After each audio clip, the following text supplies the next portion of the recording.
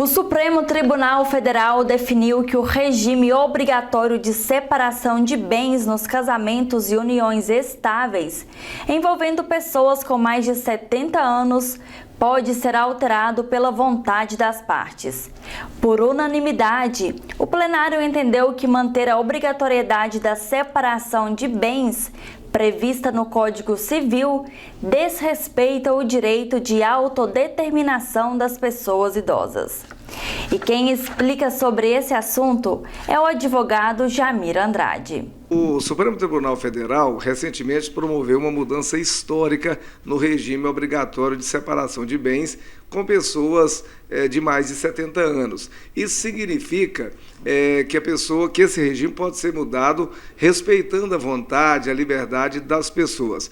O relator desse projeto no Supremo Tribunal Federal, o ministro Luiz Roberto Barroso, ele entendeu que o regime obrigatório de bens, respeitando apenas o quesito idade, fere a Constituição Federal.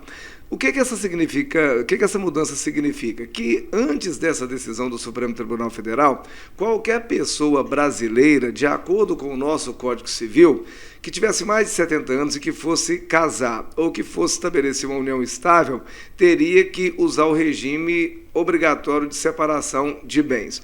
Com esta mudança agora, é independente da idade de dos membros do casal, porque às vezes acontece do homem ter mais de 70 anos, casar com uma mulher mais jovem, ou às vezes a mulher tem mais de 70 anos, casa com um homem mais jovem. Então, independente da separação ali, da diferença de idade dos cônjuges, aquele ou aqueles que tenham mais de 70 anos poderão então mudar esse regime, desde que procurem um cartório e firme lá uma escritura pública manifestando o seu desejo e a sua vontade. E aí pode, evidentemente, que escolher um dos nossos regimes tradicionais, que é a separação de bens, que é o regime de comunhão parcial de bens.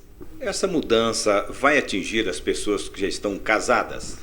O Supremo Tribunal Federal decidiu também o seguinte, que aquelas pessoas que já estão casadas ou em união estável podem também buscar a adaptação dessa nova mudança. Porém, vão ter que, em caso de casamento, ter uma decisão judicial autorizando, a mudança do regime, ou então, no caso de união estável, procurar um cartório e firmar lá uma escritura pública. Porém, o detalhe mais importante é que o Supremo decidiu que esta mudança somente poderá ocorrer daquele momento da decisão judicial ou daquele momento da escritura de união estável para frente. O Supremo não permitiu que esta mudança retroagisse àquelas decisões já pré-estabelecidas, ou seja, aquelas decisões firmadas anteriormente. Por que essa mudança é importante e quais os pontos aí tão importantes que mudam aí na relação da sociedade aí, de modo geral?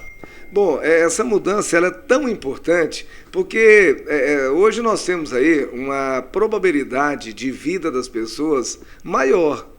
Antigamente as pessoas, perspectiva de vida era 65 anos, 68, 70, hoje é superior a 80 anos. E nós temos aí pessoas com mais de 70 anos, com 70 ou mais de 70, que ainda estão no pleno gozo de suas faculdades mentais, em totais condições de desenvolver todos os atos da vida civil. Então, por que essa pessoa não poderia escolher o seu regime de bens em um casamento ou em uma união estável? Então, a própria Constituição já dizia que baseada apenas na idade, afere. Então, isso significa um grande avanço na liberdade, na discricionalidade que a pessoa acima de 70 anos e que vive bem ainda tem para escolher o seu regime de bens.